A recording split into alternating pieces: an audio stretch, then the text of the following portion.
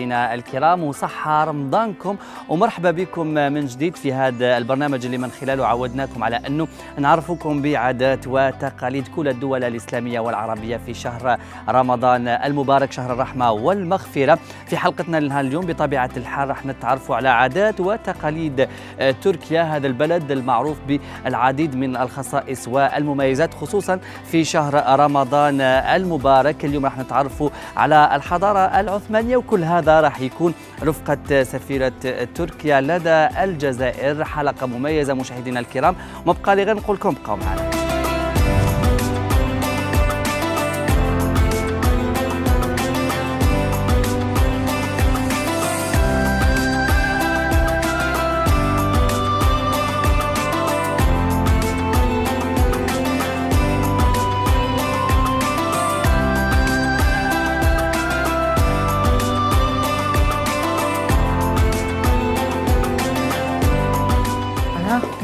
Bienvenue dans mon bureau. Ouais. Normalement, ça c'est la bibliothèque. Ça c'est la bibliothèque. C'est une bibliothèque avec des présences, on a des livres anciens qui représentent un petit peu l'époque.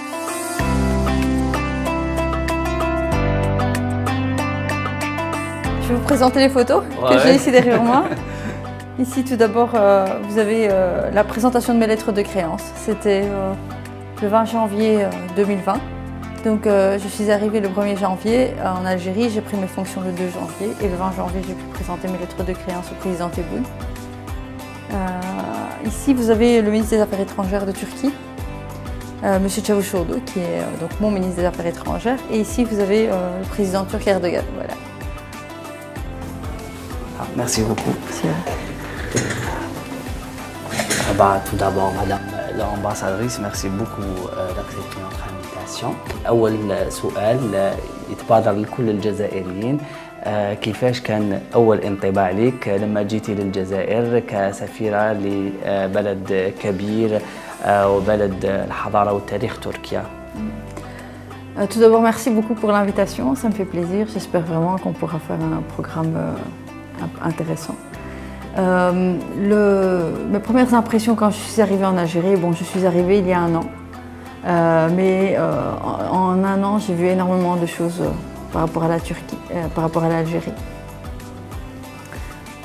Donc je suis arrivée il y a un an en Algérie. Quand je suis arrivée, j'ai découvert un pays chaleureux, un pays méditerranéen je ne me suis pas sentie à l'étranger. C'est un pays pour lequel je me suis vraiment sentie chez moi à la maison. J'ai été agréablement surprise par le fait d'être si bien accueillie ici dans ce pays, amis et frères. On a un passé commun, on a une histoire commune, on a des valeurs communes et nous avons la même religion. Donc j'ai pu passer mon premier ramadan l'année passée ici. C'était très agréable. J'ai pu vraiment ressentir les bienfaits de ce mois sacré ici, même si c'était en période de coronavirus. Donc l'Algérie, c'est un pays que j'ai adopté, c'est un pays de cœur aujourd'hui. C'est un pays qui m'a aussi adopté, je pense. Je me suis liée beaucoup d'amitié avec beaucoup de personnes et c'est un pays où je me sens vraiment très bien.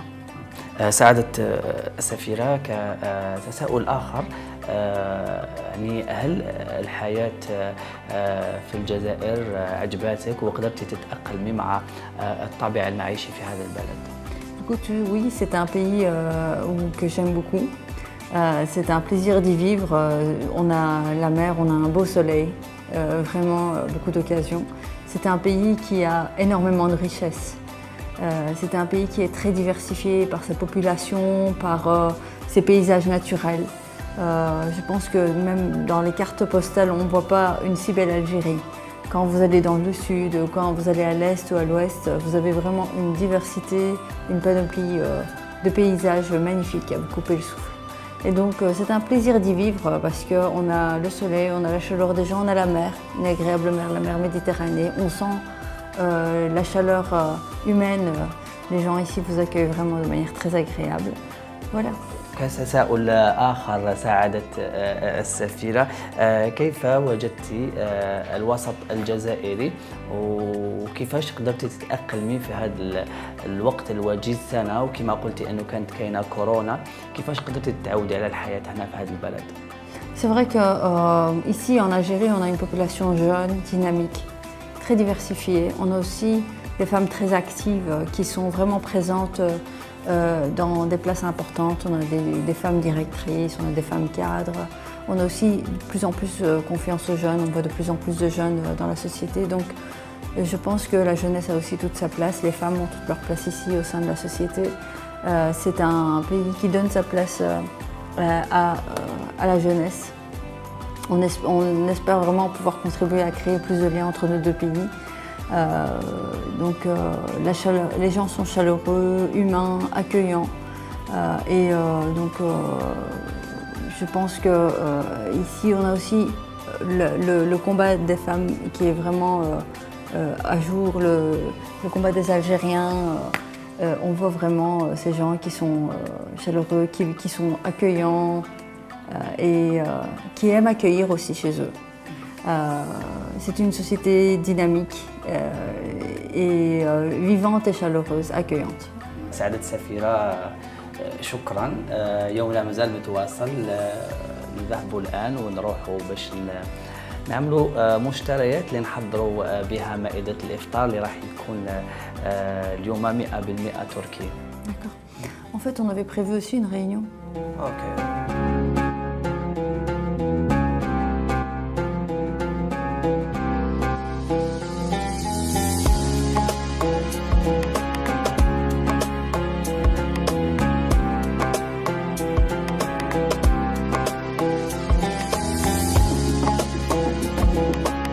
سعادة السفيرة، احنا تكلمنا على الكثير من الأشياء والأمور المهمة في حياتك. الآن تتكلموا على شهر رمضان في تركيا بطبيعة الحال. D'accord, oui. En fait, le mois de Ramadan, vous le savez, le Ramadan, c'est un mois sacré. En Turquie, on dit c'est le sultan des mois. Donc, the sultans of the month. C'est le mois le plus important, c'est le mois le plus sacré. C'est ce que les gens entendent avec impatience. Parce que le Ramadan, c'est un mois de partage. C'est un mois de solidarité. C'est un mois où on partage la table avec la famille, les amis, les personnes que l'on aime. C'est un mois où on pense à la pauvreté et aux gens pauvres. Et en Turquie, beaucoup de gens attendent avec impatience le mois du Ramadan pour pouvoir passer du temps avec leur famille. On est dans un monde où on court tout le temps derrière le temps. On est tout le temps occupé. On est tout le temps occupé à faire des tâches. On n'a pas le temps de visiter nos proches, les personnes que l'on aime. Mais pendant le mois du Ramadan, on a le temps de se retrouver en famille. Et donc toute la famille se retrouve autour de la table à l'approche du jeûne. Donc généralement les mamans préparent le repas. Ce sont des repas traditionnels, des repas que les enfants ou qu'on attend avec impatience. Il y a toujours un dessert, toujours. Et en fait, contrairement à d'autres pays, en Turquie, en fait, on mange tous les plats en même temps. Donc on ne fait pas la soupe, machin. On a toujours une soupe. Juste après, on peut généralement aller soit faire vite la prière du soir. Et puis on continue avec le repas principal et le dessert. Et puis on fait le chai. Donc الشاي باللغة العربية. chai, le thé. Le thé, voilà.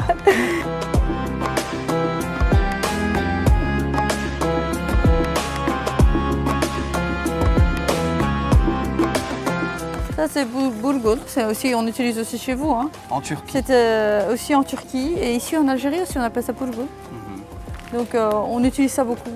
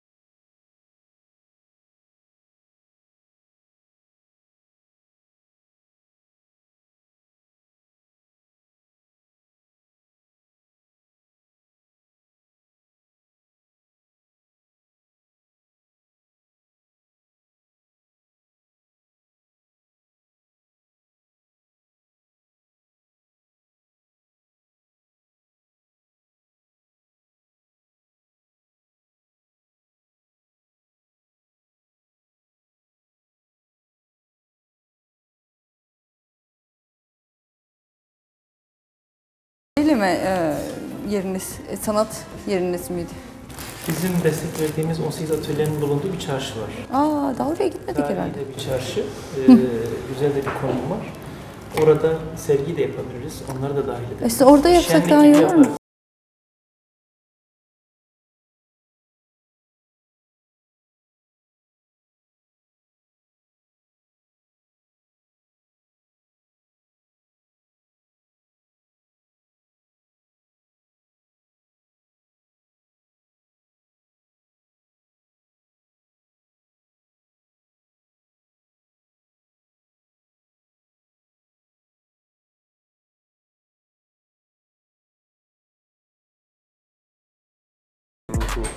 Je vais juste me changer et puis je vous rejoins, on va cuisiner. Ah, ok, merci beaucoup. Merci beaucoup. Merci beaucoup.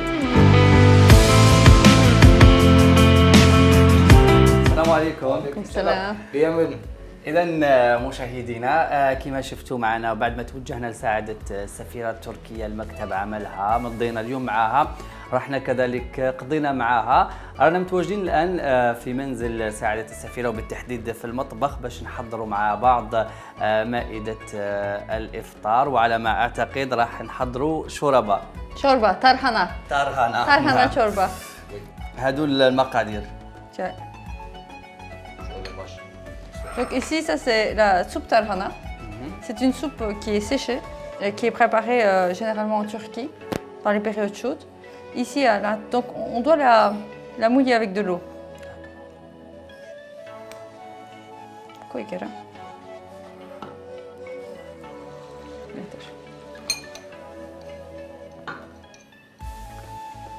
Voilà.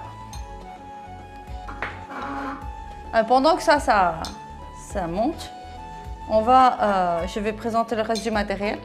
Ouais. D'accord. Önce bu devam ederken biz yağını Yağını koyalım. Voilà. Le beurre. Tereyağı. Le beurre. Comme ceci. Kıyma. Comment on dit? Kıyma. Kıymayı koyalım. لحم مفروم. La viande. لا Tabii ondan şey. La viande hachée. Steak haché. Onları pişirdikten sonra. Ici, on cuit la viande dans le feu, évidemment. Quand c'est cuit, on rajoute sarımsak. Sarımsağı koyuyoruz. Voilà. De l'ail. Ça, c'est de l'ail qui est râpé. On met une petite quantité. Ce sont les épices en fait qu'on rajoute. Ça aussi, on continue de mélanger. Il faut que l'ail prenne bien le goût. D'accord? Sonra Ensuite, du concentré de tomate, une cuillère. Voilà, en fonction de ce que vous avez mis, évidemment. Pour que la soupe reprenne une couleur rouge et le goût de la tomate. Là, vous continuez à cuire aussi, encore un petit peu. Su katıyor muyuz Kerem? Burada su ekleyelim. suyu burada. Là, on rajoute de l'eau. Parce qu'évidemment, ça commence à mijoter. Voilà. Et puis, şeyi koyalım, tarhanayı. Taramız. Hazır. Voilà. Maintenant que ça commence à chauffer, on rajoute la tarhana dedans. Voilà. Normalement, c'est chaud et c'est bien prenant, ça a bien pris. On continue de mélanger, on rajoute de l'eau.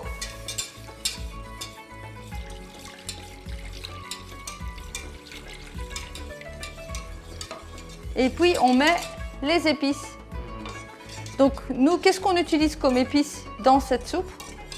On utilise du poivre noir, karabiber, une petite quantité. فلفل أكحل. فلفل. Ça, c'est du fulful, du vrai fulful, poivre rouge. C'est pour les gens qui aiment le piment. Donc, tout le monde ne sait pas en mettre. Et puis, ça, c'est pour la couleur. Donc, ça, c'est piment doux, cayenne. Et aussi, enfin, le plus important, c'est nana, la menthe. Et le sel. Parce que si vous n'avez pas de sel, pas de goût. Ouais. Voilà. Ça, on continue à chauffer. Ça cuit. Donc, une fois que ça a bien bouilli, on va vous montrer la version cuite. On va la cuire et on va la ramener. D'accord? شوربة ترهانة ترهانة شوربة. c'est un plat Qu'on pendant le boit. mois Ramadan. Non, on le boit tout le temps. On le boit كل أيام pendant رمضان le تكون ramadan, موجودة pendant tous les jours. شوربة. Voilà, exactement. Et les autres plats, Les الأطباق autres plats. الأخرى مثلا. Ça, c'est un plat que l'on fait tout le temps. On le fait aussi pour les enfants parce qu'il y a beaucoup de bons nutriments. Donc la tarhana, ici, vous avez beaucoup de produits bons pour les enfants et pour les adultes. Donc c'est très bénéfique pour la santé. Et ça, on le fait dans les villages en Turquie. Donc c'est séché.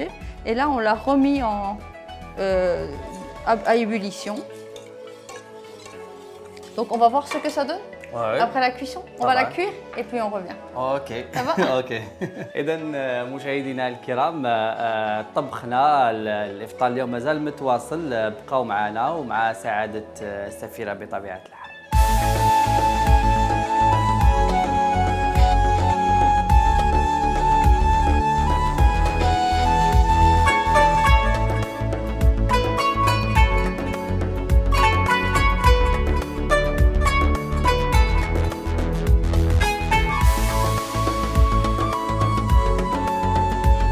إذا مشاهدينا الكرام كما شفتوا معنا قبل لحظات وين حضرنا مع سعادة السفيرة وكذلك الشيف الأطباق الرئيسية اللي راح تكون في مائدة إفطارنا لنهار اليوم. متواصلين معكم في مطبخنا، راح نحضروا مع بعض حاجة اللي نختموا بها السهرة نتاعنا، سهرة رمضان.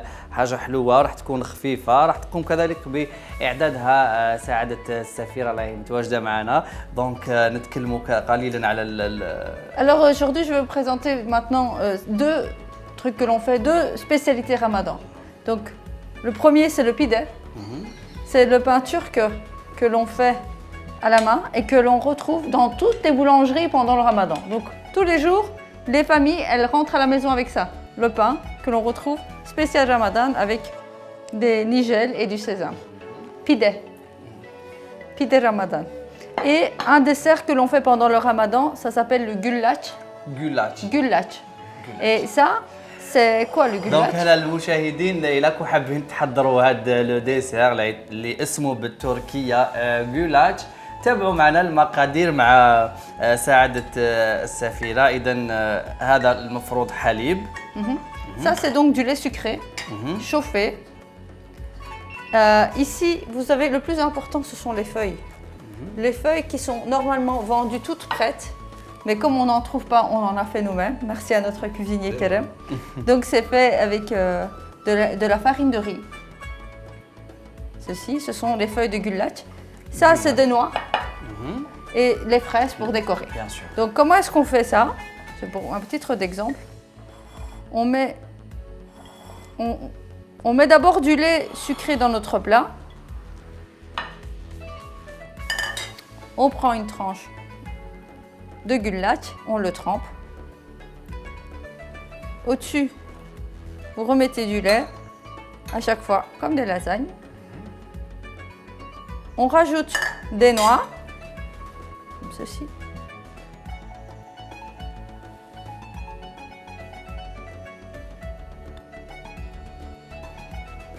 Voilà.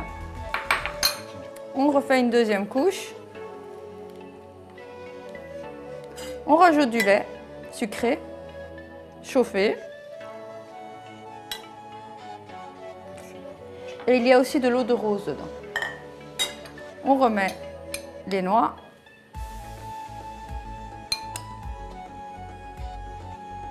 Bien de manière homogène, concassée. Pour finir, on termine avec la dernière couche que l'on sucre encore une fois. En fait, ça doit absorber le lait. Ça doit absorber. Une fois que c'est absorbé, vous décorez un petit peu avec un petit peu de noix, comme ceci.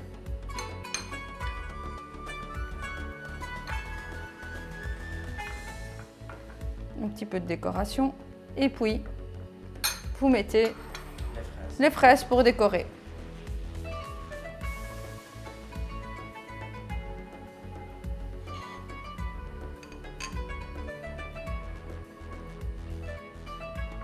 Ceci, il faut laisser refroidir au réfrigérateur. Et puis vous le coupez en morceaux. Et c'est l'un des desserts les plus réputés du Ramadan, Gulaç. Voilà. جولاش. إذا مشاهدينا كما شفتوا معنا حابين حضرنا مع بعض ومع سعادة السفيرة التركية وجبة إفطار وكذلك لو ديسير. كل هذا راح يكون حاضر بعد لحظات. بعد ما نوجدوهم بطبيعة الحال راح نتلاقاو بكم في مائدة الإفطار فما تروحوش.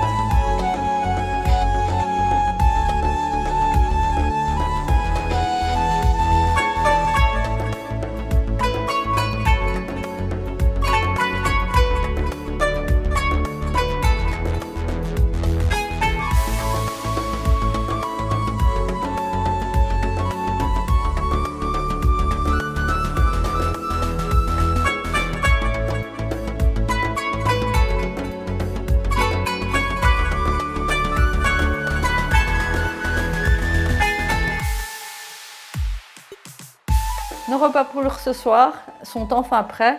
Ici, vous retrouvez la tarhana avec sa fumée qui sort. Là. On sent la bonne odeur qui arrive. On a ici comme deuxième plat le boulgour, qui est un de nos plats pour accompagner nos plats, notamment nos plats en sauce. Ici, nous avons le güveç. Et ici, on a fait spécialement le güveç de la région de ma maman, qui est Emirdağ. Donc avec des aubergines, de la viande, un peu le tagine, qui est cuite dans un récipient en terre cuite au four, avec de la viande. Notre pide pour accompagner ces plats en sauce. Et comme dessert, nous avons notre gulaç que nous avions préparé tout à l'heure. Voici.